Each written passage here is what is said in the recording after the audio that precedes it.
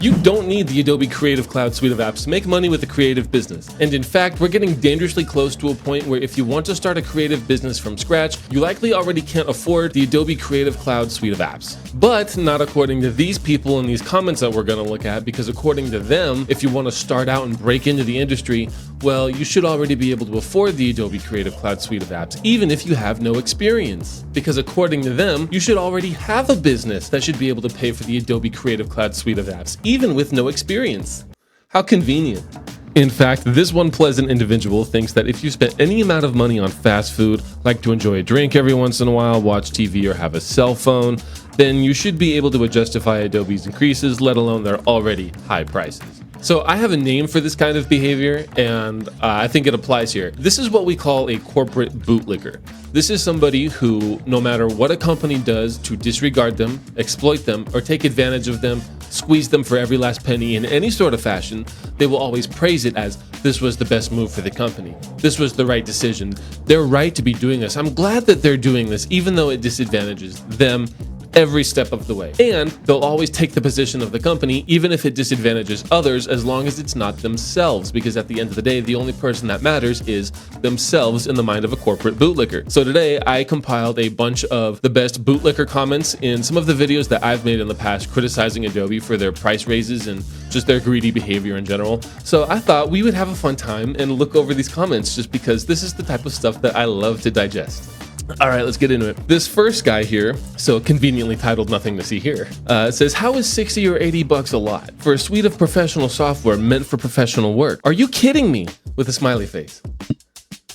No, I'm not kidding you. It's a lot. If you're a working editor, designer, animator, you're making 6,000 to 10,000 USD a month, largely thanks to your own skills and the software that you're using daily. If any other software like Affinity is enough for you, awesome, really great. But personally, I want to use the software I get the most out of in terms of capabilities and also ease of work, jumping between After Effects, Premiere, Photoshop. Okay, wait. So before we go any further, I want to use the software that I get the most out of that lets me jump between After Effects, Premiere, and Photoshop. So in other words, the only softwares I want to use are After Effects, Premiere, and Photoshop. So I'm already locked into this ecosystem that Adobe's presenting me with. I can't go anywhere else even if I want to. If I spend 10 hours longer on a single project, that's already $500 lost. Why would I complain about spending $60 or even $80 on the scale of a whole month? Well, bootlicker, assume this, okay?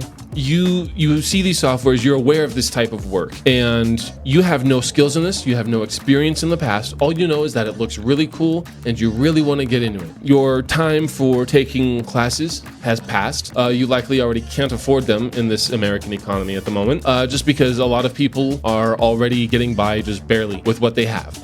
The majority of Americans don't have a massive savings pile. They don't have a lot of leftover cash at the end of the month. They're getting by paycheck to paycheck. This is just statistical fact. There's no political or preferential bias in that statement. That is just numerical fact. So how is that guy, right, supposed to be able to justify spending 60, assuming he has, or 65, I believe, for the lowest tier plan with Adobe with no AI, right? So, and also that's a problem, because if you want to be able to excel in this industry now, you have to be able to know how to leverage AI. So that already is a disadvantage at the cost of $60 a month. And if you do want the AI, you're paying $80 a month. Why would you complain about spending that? Why would the new guy complain about spending that? Well, because he doesn't have that every month. And this is just a perfect example of how somebody who lives and stays in their lane is so incapable of seeing anything other than what's in their lane. They can only see what works for themselves. This type of mentality, I think, is just disgusting, just because it makes it so difficult for somebody who wants to get into your career also to get in. And if people's response to this is, well, Adobe's industry standard, if they can't afford it, they can go to something else. Okay, well, if it's industry standard, well, then how are they supposed to learn the tools that they need to get into the industry? It's just a negative feedback circle. This is so incredibly stupid, sir. You are a bootlicker through and through. This company is squeezing people and squeezing you, honestly, because this doesn't affect you. Of course this doesn't affect you,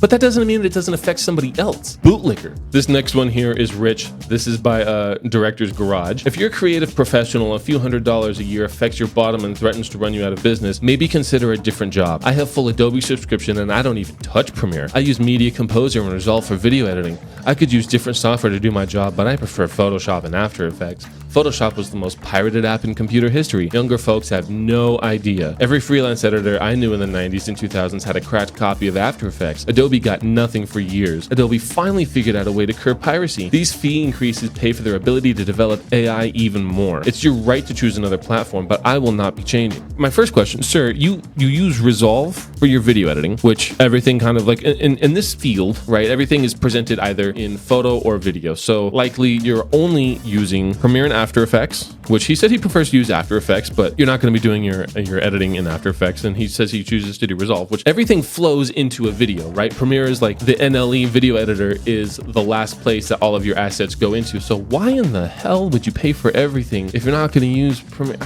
I don't get it. My response to this ridiculous bootlicking comment was, judging by the number of people in this comment section talking about how they're currently pirating Adobe software to get around the ridiculous prices, I'm not so sure how confident I'd be in saying Adobe figured out a way to curb piracy. And this is true, just because if you go on the comment section for this video I'm showing right here on screen, more than I remember, there's a ton of comments talking about, oh, I pirated Adobe, or I pirated Adobe, sail to seven seas, all this stuff, and people posting like the pirate flag emoji. There's a lot of people pirating Adobe software right now, just because the prices are so high, and you would think Adobe would get a clue, but they don't. He responds with, then what the hell are they and you complaining about if they're using software legally anyway and for free? Seems like the problem here isn't Adobe. Try to stay in business if your user base is stealing your product. The rest of us are carrying their load. You're not obligated to carry their load. You're not obligated to carry that weight. Nobody asked you to do that. If you have a problem with carrying that load, and if so much so that you have to make a point of commenting about it, jump to a different software. And I said, but nobody asked you to. It's not your burden. Why not pay less for a different software that gets you the exact same thing? And this is where this just got absolutely ridiculous. This is where it was like, the guy very clearly took a bootlicker label and placed it on his forehead. You know what the cost of After Effects was in the 1990s? This is without any other app included, just standalone. I know you don't know this answer because it's $1,600. That's in $1990. Now correct that for 2025. So today you get more functionality, faster results, a system that does the same work for you, plus industry-leading photo editing, photo organization, and a vector graphics app. Not to mention Acrobat, blah, blah, blah. It's $80 for the month. The first Avid Symphony cost $100,000, and you could do more in Resolve and Premiere today for just a few $100s. You have no idea how good you have it. These are professional tools that hobbyists want to use for little money. Never mind the software teams that need to be paid, the R&D that needs to be done to keep the software current. Sure, I don't disagree that there are R&D teams. However, you're kind of contradicting yourself here, just because to say that, oh, $1,600 in 1990 is a lot, sure, but $80 is also more now than it was in $1990 as well. The value of the dollar completely shifts here. And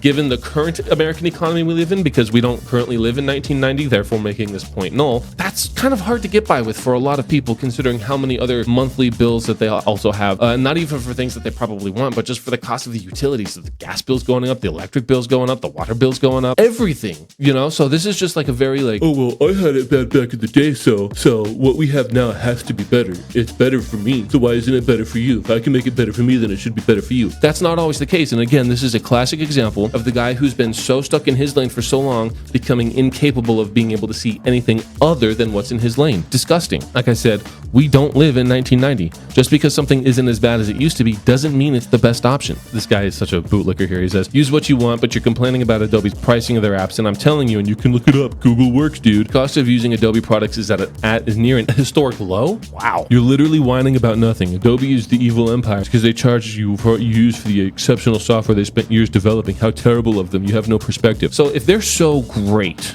right? If they're so amazing and they have all these new features and all this awesome stuff, well then what do you call other softwares? Other softwares that are doing the same thing for cheaper than Adobe's doing it right now in the current economy, not the 1990 economy. So if someone wants to make creative work, they should be obligated to use Adobe software out of the thankfulness that their prices aren't what they used to be, even though there are cheaper options available that do the exact same thing. Jesus, dude, that sounds like attachment issues more than anything. You don't owe Adobe anything. This guy goes on to complain about me complaining about not using the software because I used to use it, but because I don't currently use it now, he sees my my point of view on this as clickbait, A, and B, being misinformed when you look at the historic prices. I complain the cost is too high when factually it's around the cheapest it's ever been. I'm like, dude, you're still missing the point. Like, that's not the point. The point is that, sure, it may be the cheapest it's ever been on Adobe's books. Why would anybody use Adobe to do these things that they're trying to get done if the other options today who still do the same thing are cheaper even more so. Why would you want to pay $65 or even $80 a month if you could do the exact same thing for less monthly or just a flat out one-time payment for a software that still does the exact same thing? That just doesn't make any sense to me. You, sir, have earned an official certified bootlicker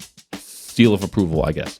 Now, this dude was probably my favorite comment in the comments of this video, because dude was like all over the place. First he was like agreeing with me, and then he was calling me names, and then just I love Adobe products, but do not like what they're priced either. Yes, they're overall overpriced, but welcome to 2025 and everything you buy today. That's also true. Everything is also very expensive. You can't deny that. Why don't YouTubers make as many videos from Microsoft Office? Okay. Also, who is using Microsoft Office at this point? Norton Antivirus. Again, who's using Norton Antivirus at this point? Well, maybe that one's unfair to criticize. I'm sure a lot of other people still do, whatever. Your cable TV, who's using cable TV in this day and age? XM radio, and your smartphone cell plan, and other countless subscription-based services. So, okay, by the way, if you have any of these things, then you shouldn't be complaining about Adobe's prices, by the way, just so you thought you should know. Spoiler alert, how much do you spend on fast food every year, drinking booze, popping those $5 a can triple shot of caffeine drinks? I don't know if this guy was like commenting this to criticize me based on my profile on YouTube, or if he was just in general making criticisms of what he perceives the general society to be. I'm not sure. But you can't afford Adobe? Well, sir, with regards to your fast food and your booze and your $5 a can triple shots, your question is true. A lot of people can't afford Adobe because, I mean, let's first compare the triple shot caffeine drinks. You state that they are $5. $5 is in fact a lot more affordable than even $65, the base plan Adobe thing. So if there's actually a difference of $60 between 65 and 5. So yeah, when I go to drink booze, I'm not drinking $80 bottles of booze. I'm a cheap date. Pop. Yes, because we all spend $65 worth of pop every month. And yeah, fast food. Yeah, man, I'm spending $65 a month on fast food. Real talk though, Taco Bell is really good. Cut back on your bad habits, and then you could blink to pay for Adobe, and God forbid actually lose 5 pounds off your fat ass at the same time. Again, like, sir, are you talking to me? Are you talking to me? Also, yearly renewal is the same thing as a subscription. Don't be fooled. Like, nobody said it wasn't. Again, I think Adobe is great, but very overpriced, just like everything else in our world. So who are you agreeing with here, sir? Hopefully when Affinity 3 is released by late 2025 to early 2026, which Affinity has said that they have no plans to do that anytime soon. So again, I'm not sure if this guy was like drinking when he commented this. They really step it up and start giving Adobe some real competition. That is the only chance against this monopoly. Just guys was just all over the place and just very disrespectful. And I commented back with, I bet you're wonderful to talk to at the family Thanksgiving. So yeah.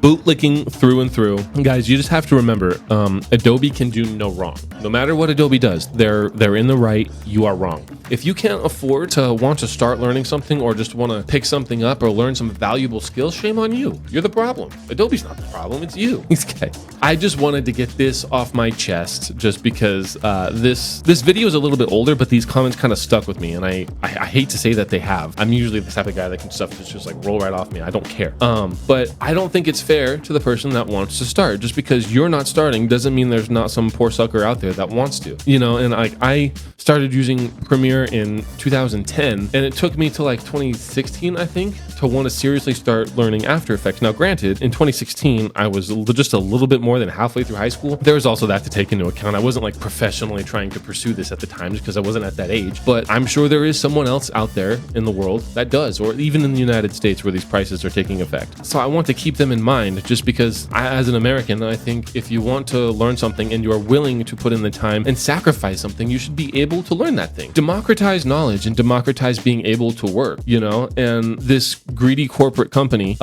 is making that more and more difficult for people to do, as if getting by day to day wasn't already difficult enough. So I think that it's just a right that people have to want to work in what they want to work in, if they have the means of making it possible, you know, and which they do, just because Resolve exists, other video editing software exists, other alternatives exist. You don't have to use Adobe. But and I don't believe Adobe is the industry standard, but to play devil's advocate here and kind of argue with these people, if Adobe is industry standard, let's just say, why shouldn't someone have the ability to more accessibly learn the industry standard skills? Like, and again, you can come back with, oh, well, 30 years ago when I was learning this stuff, you had to go to school. Dude, it's not 30 years ago. It's now. It's now. We have the internet. We have stuff. And when there are much cheaper and or free alternatives, when you're charging this much, you're just greedy. I said what I said. Don't lick Adobe's corporate boots. Thank you for coming to my TED Talk.